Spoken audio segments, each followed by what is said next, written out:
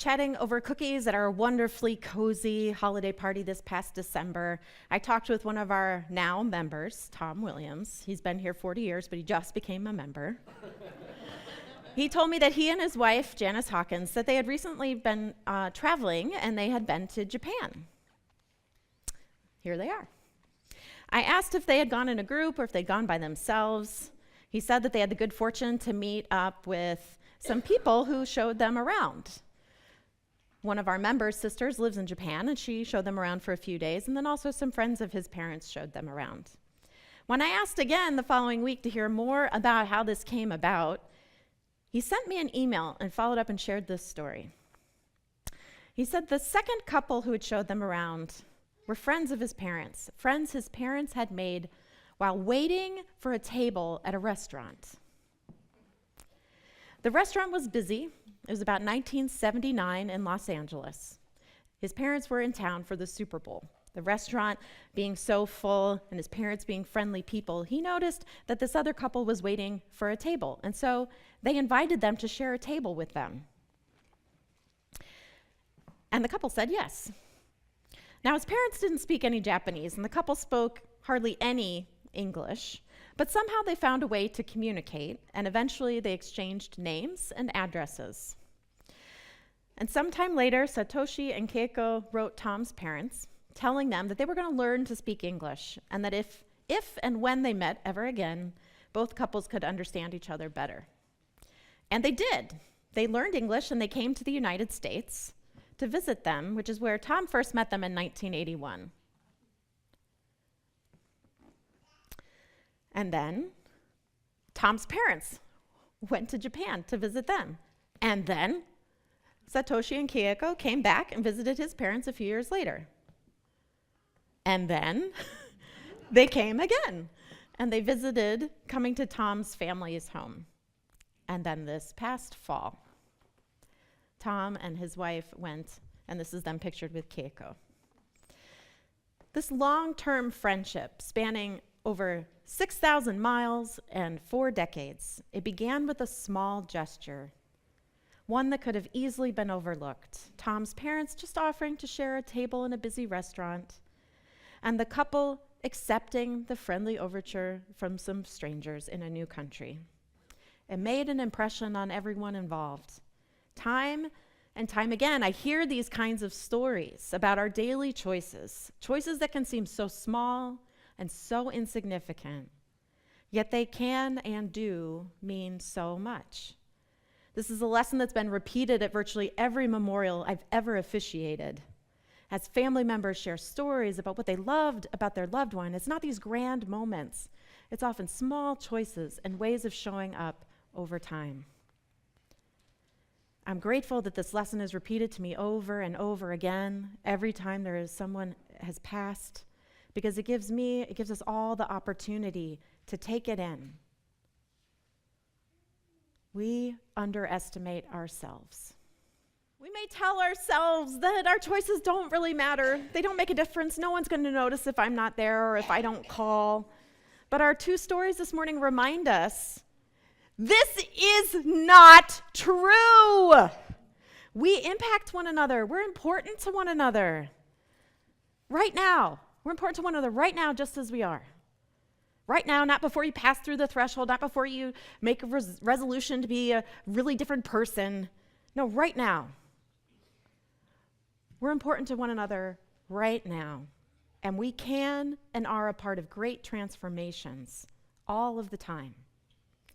And we don't have to do anything grand or amazing for this to be true. It's the littlest things, like receiving a warm and vibrant smile from someone with the deep blue eyes of Eileen Lundgren, right? Or an enthusiastic invitation to come to some meaningful event in the congregation, perhaps like Amos from Sally. How many of you have ever been invited to do something by Sally and it's had an impact on you, right? Or Norio or Linda or Barb. It's someone posting on our Facebook page wondering if they're welcome here in our congregation. And the outpouring of admiration and thanks that people put on there, just a simple act, but inviting community. It's a sermon about gender identity and pronouns led by a youth in our congregation years ago. Do you remember this? That lit a fire under my seat and got us not just thinking about the ways we're welcoming to transgender people, but actually taking actions to make that abundantly clear and doing more education in the meantime. It's little things like Zenda just being Zenda. I can't even tell you how many times I've heard this woman's name, and I never even met her. She died before I even came to the congregation. But I hear stories about her, usually with raucous laughter involved. It's people welcoming other people to sit at a table. It's a girl choosing to practice drums. It's people being brave enough to be themselves in their everyday lives.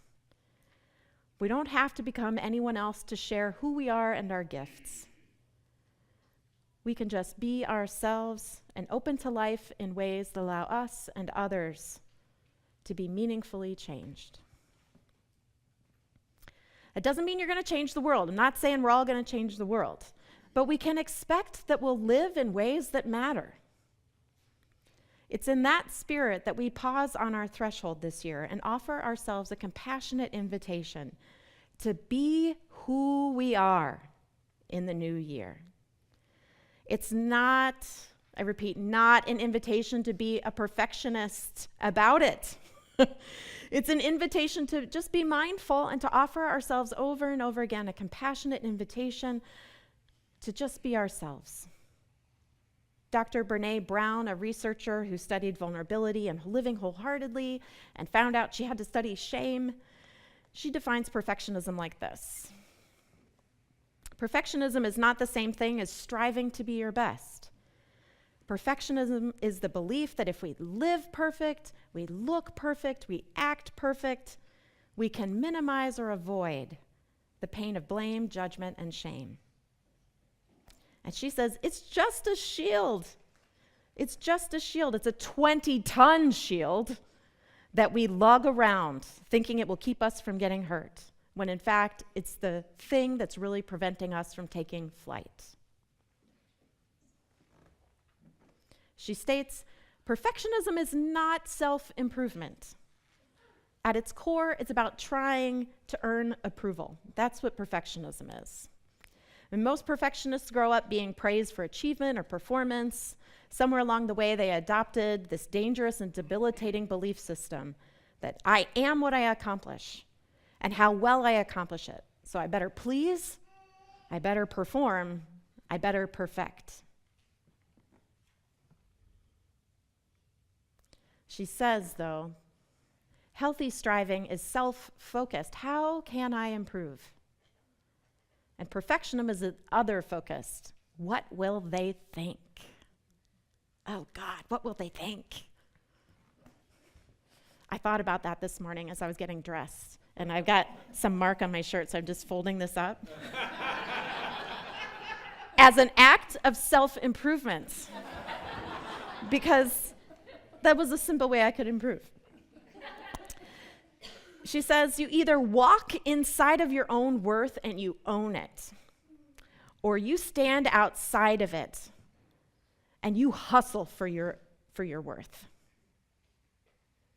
That just resonates deep in my body, the moments when I am hustling for approval. She says, perfectionism is a hustle. If I had a microphone, I would just drop it and go, boom, and walk away. It's just a hustle. So I have found myself, and I offer to you the invitation to just, throughout your week, throughout your day, throughout however long it lasts in your memory, but throughout this year, to say to yourself, where is my motivation coming from right now? Is this about myself and my growth in alignment with what I hold most sacred? Because that's worth striving for. Or is it about, what will they think of me? And I better hustle for approval. And guess what? We dance back and forth, right? We do both things. So it's not about doing it perfectly. It's not about thinking, I'm going to learn this and then I'll just have that done. No, it's just about being able to giggle when we do it And to compassionately just invite ourselves to, again, to just stand in our own worth. She says that belonging is different than fitting in. That fitting in is trying to, just do all the right things. It's a hustle for approval, right? But belonging, you can only feel a sense of belonging that is as deep as your own sense of self-acceptance, your own sense of worth. And when you come from your place of worth, you just know you already belong. So may every time you sit in these chairs, you come back to that knowing of your worth, that it's not just affirming the inherent dignity and worth of all the people around us and justice issues, it's also a practice we do with ourselves in the moments of our days. So may we embrace the new year and our lives with such awareness, compassion, passion, and healthy striving.